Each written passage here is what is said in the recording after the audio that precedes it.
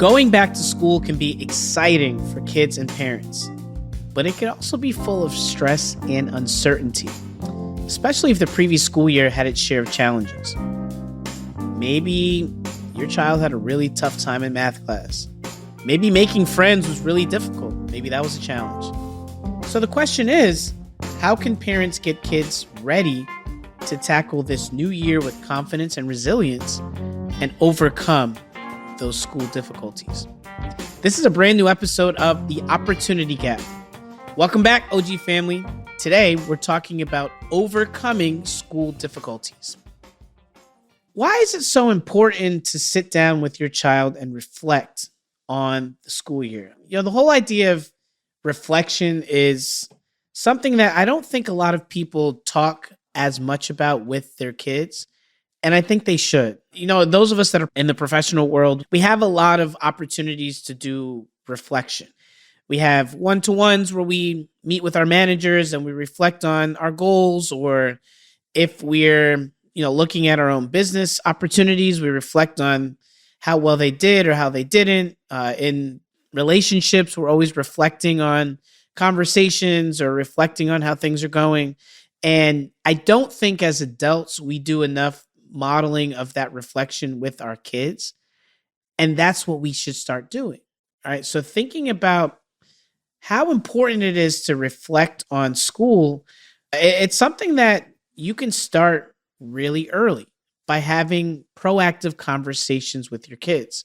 I always talk about having a set of questions that you ask, whether it be in the car on the way home, whether it be during the summertime right before school starts, whether it be, just in random conversation.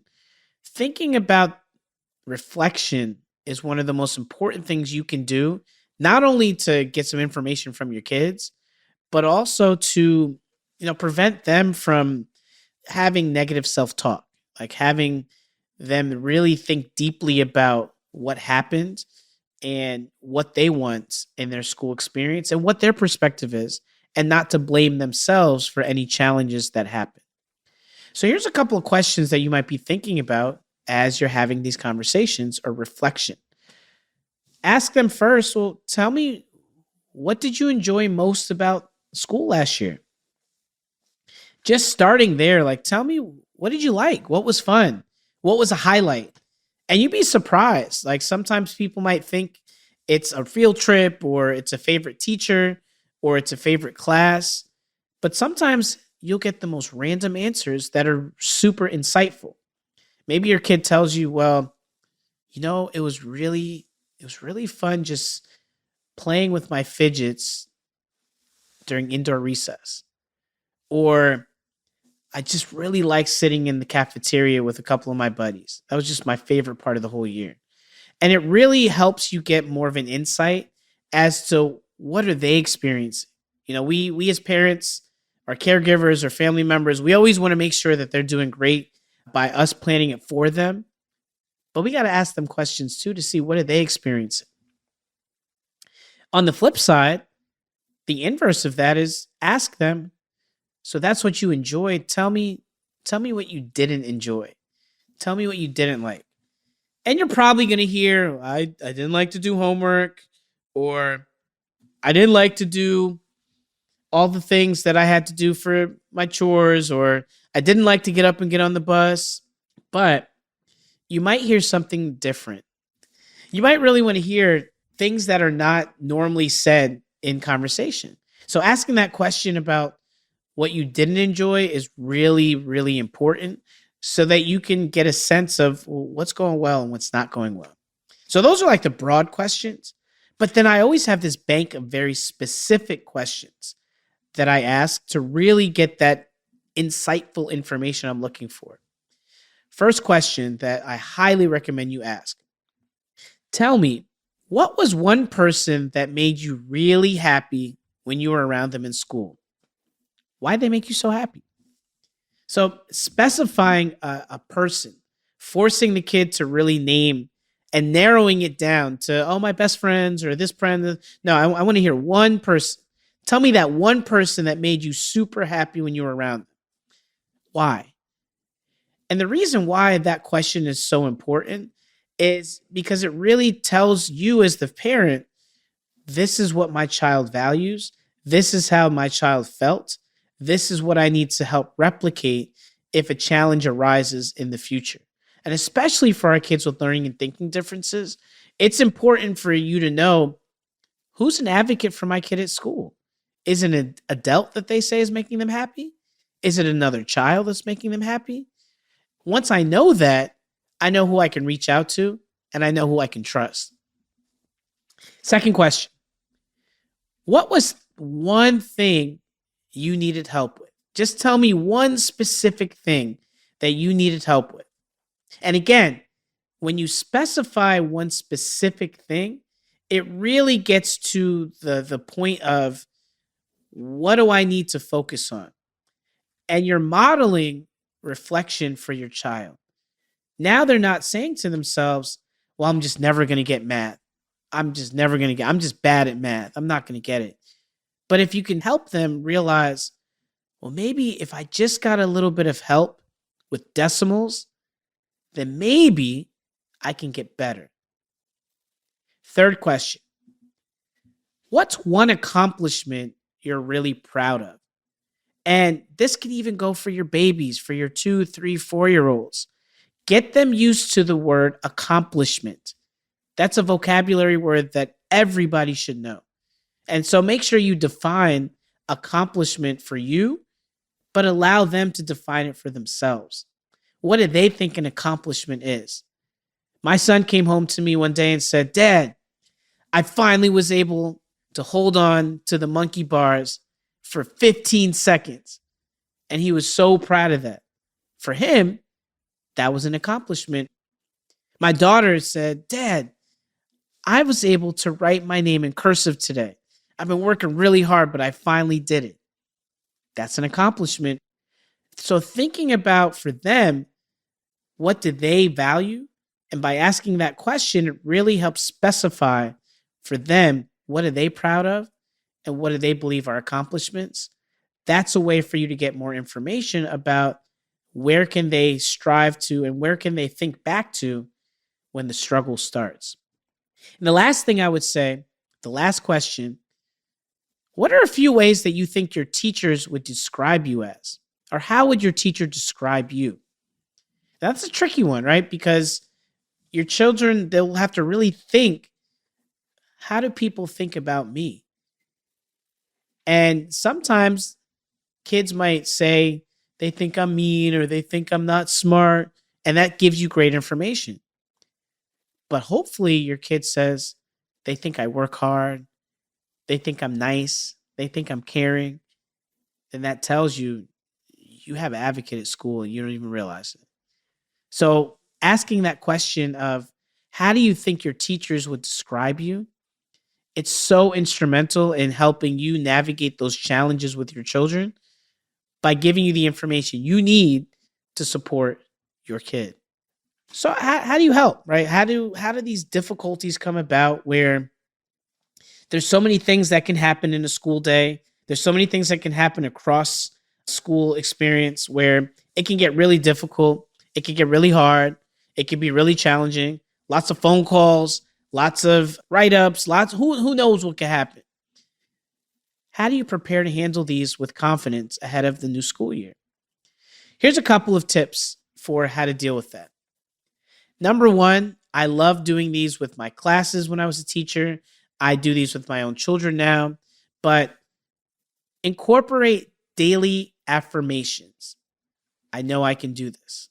I know I can do this. Or I'm really smart.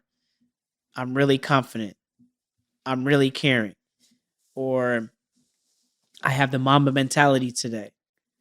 I'm going to do it the way I know how to do it.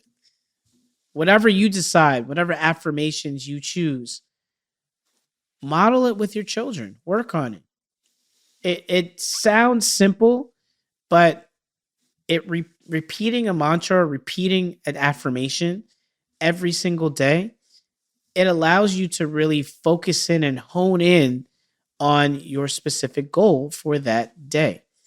And the mentality that it takes to have an affirmation like that will really start to help your children be prepared to handle any difficulty that might come their way.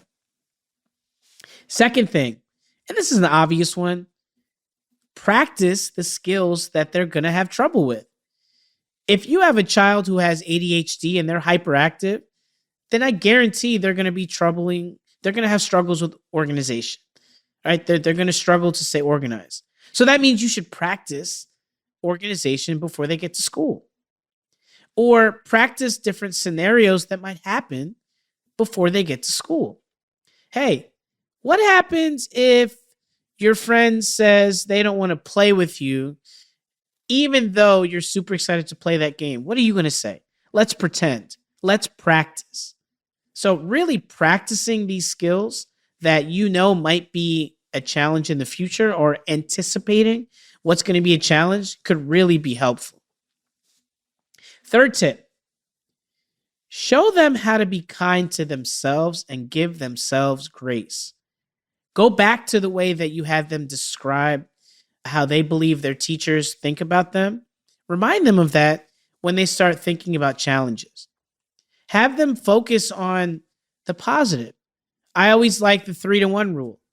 Don't tell me one thing negative without telling me 3 positive things.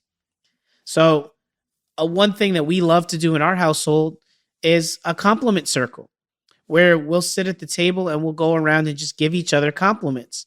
And we'll just keep going, compliment after compliment after compliment after compliment. And it's a way for your family to really focus on supporting each other. Last 2 tips. Encourage a growth mindset. We've talked a lot about this on the podcast in earlier episodes, but really focusing on the fact that nobody is a finished product, that we all can grow. No matter how old we are, no matter how much we think we know, we can all get better. One of my favorite books is called The Magical Yet. And my children's 3rd grade teacher, Mrs. DiBattista, shout out to her, she read the book The Magical Yet to both of their classrooms. And basically the story is about how you can do anything, you just haven't done it yet. And so anytime you feel like I can't do this, I remember the magical yet will remind me I can't do it yet.